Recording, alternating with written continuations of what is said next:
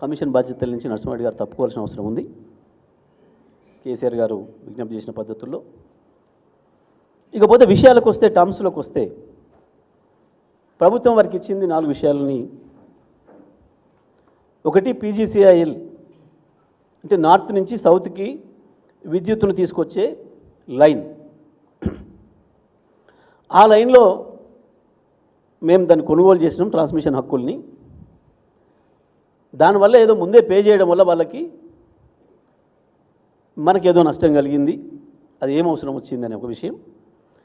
రెండవది, ఛత్తీస్గఢ్తో చేసుకున్న ఒప్పందం వల్ల అక్కడ కూడా ప్రభుత్వ ఖజానాకి ఏదో నష్టం వాటిల్లింది, దాని మీద విచారణ చేయాలి.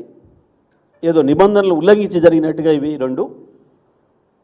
మూడవది, భద్రాద్రి పవర్ ప్లాంట్ విషయంలో ఏదో సూపర్ క్రిటికల్ టెక్నాలజీ వాడాల్సి ఉండే సబ్ క్రిటికల్ టెక్నాలజీ వాడినరు, దానివల్ల కూడా ఏదో నష్టం జరిగింది.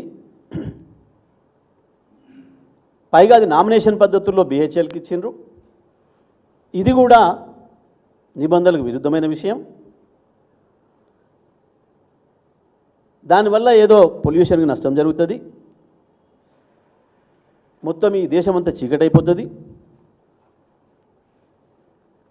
దీనిపైన విచారణ చేయండి. 4వది, నల్గొండ జిల్లా దామర్చర్లో పెట్టిన Yadadri UMPP ultra mega power plant భారతదేశంలోనే ప్రభుత్వ రంగంలో మొట్టమొదటిసారిగా నిర్మించదలబెట్టిన 4000 మెగావాట్ల విద్యుత్ ప్రాజెక్టు విషయంలో అది అక్కడెక్కడికి తీసుకుపోయి పెట్టినరు. దానివల్ల బొగ్గు తీసుకుపోవడానికి దూరం అవుతుంది, దానివల్ల అదనపు భారం పడుతుంది, దీనివల్ల కూడా ప్రభుత్వ ఖజానాకు నష్టం జరిగింది, జెన్కోకి నష్టం జరుగుతుంది. కాబట్టి వీటిపైన విచారణ చేయండి అని చెప్పి వారికి ఇచ్చారు. ఈ 4 విషయాలకు సంబంధించి అసలు ఈ విచారణ కమిషనే ఒక అసంబద్ధమైంది. ఎందుకంటే దీంట్లో 4కి 4 కూడా మేము ఇచ్చింది ప్రభుత్వ రంగ సంస్థలకి. పీజీసీఎల్ లైన్ బుక్ చేసుకోవడానికి, ఛత్తీస్గఢ్తో విద్యుత్ ఒప్పందం చేసుకోవడానికి రెండిటికి లింక్ ఉంది, అవినాభావ సంబంధం ఉంది. అప్పటి వరకు భారతదేశంలో దక్షిణాదికి ఉత్తరాదికి విద్యుత్ సరఫరాకి అవకాశం లేదు, లైన్స్ లేవు. ఉత్తరాదిలో కొంత విద్యుత్ ఉత్పత్తి ఉన్నా అది మనం తెచ్చుకోవడానికి అవకాశం లేదు. లేక దక్షిణాదిలో ఉన్న 4 రాష్ట్రాలు తర్వాత విడిపోయిన తర్వాత మనం 5 రాష్ట్రాలకు కూడా తీవ్రమైన విద్యుత్ సంక్షోభంలు ఉన్నాయి. రాష్ట్రం ఏర్పడిన నాటికి మన పరిస్థితి ఏందో మనందరూ కూడా తెలుసు, మీ అందరూ కూడా దాంట్లో అనుభవం ఉన్నవాళ్ళు, బాధితులు, విద్యుత్ బాధితులు మనమందరం, తెలంగాణ ప్రజలందరం కూడా. రాష్ట్ర రైతాంగం పరిస్థితి ఏందో, ఎట్లా రాలిపోయినరో పిట్టల్లాగా, ఎట్లా చచ్చిపోయినరో విద్యుత్ వల్ల.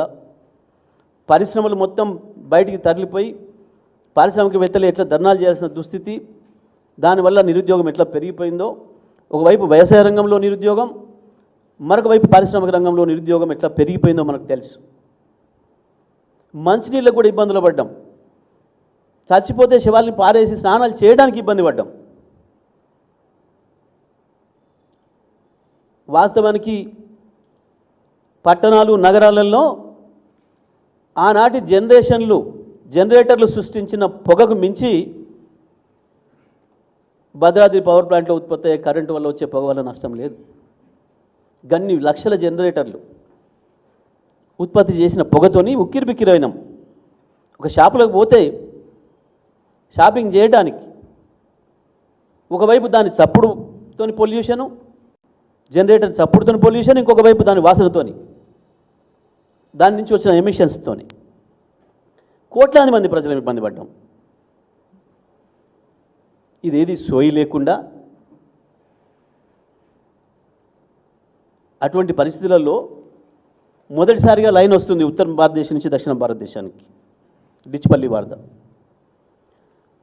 దాన్ని ఎవరు వీలైతే వాళ్ళు ముందు దాన్ని బుక్ చేసుకోవాల్సిన అవసరం ఉంటుంది. ఆ లైన్ బుక్ చేసుకోవాలంటే తప్పకుండా ఆ ఉత్తరాదిలో ఉన్న పవర్ ప్లాంట్ నుంచి ఏదో ఒక ప్లాంట్ నుంచి మనకు ఒప్పందం ఉండాలి. ఉంటేనే ఆ లైన్లో మనకు హక్కులు ఇస్తారు కొనుక్కోవడానికి. ఇది ప్రాథమికమైన సూత్రం. పీజీసీఎల్ అనేది ప్రభుత్వ రంగ సంస్థ, కేంద్ర ప్రభుత్వ రంగ సంస్థ. మేము ఇంకెక్కడో ప్రైవేట్ వాళ్ళ కాడ తీసుకోవచ్చు, కానీ ఎక్కడ ప్రైవేట్ వాళ్ళ దగ్గర తీసుకున్నా అది ఎక్కడైనా పొరపాటు అనుమానాలు కూడా వచ్చే అవకాశం ఉంటుంది. ఛత్తీస్గఢ్ ప్రభుత్వం నుంచే తీసుకుంటే ప్రభుత్వం నుంచి ప్రభుత్వానికి ఎక్కడ కూడా ఇబ్బంది లేదు. అయినా ధర నిర్ణయించేది ఈఆర్సీలు, మనకి అభ్యంతరం లేదు. పాలసీగా మనం కనుక చెప్పేస్తే ఆ డిస్ట్రిబ్యూటరీ సంస్థలు అక్కడ కానీ ఇక్కడ కానీ వాళ్ళు మాట్లాడుకొని మిగతా విషయాలు వాళ్ళు పూర్తి చేసుకుంటారు.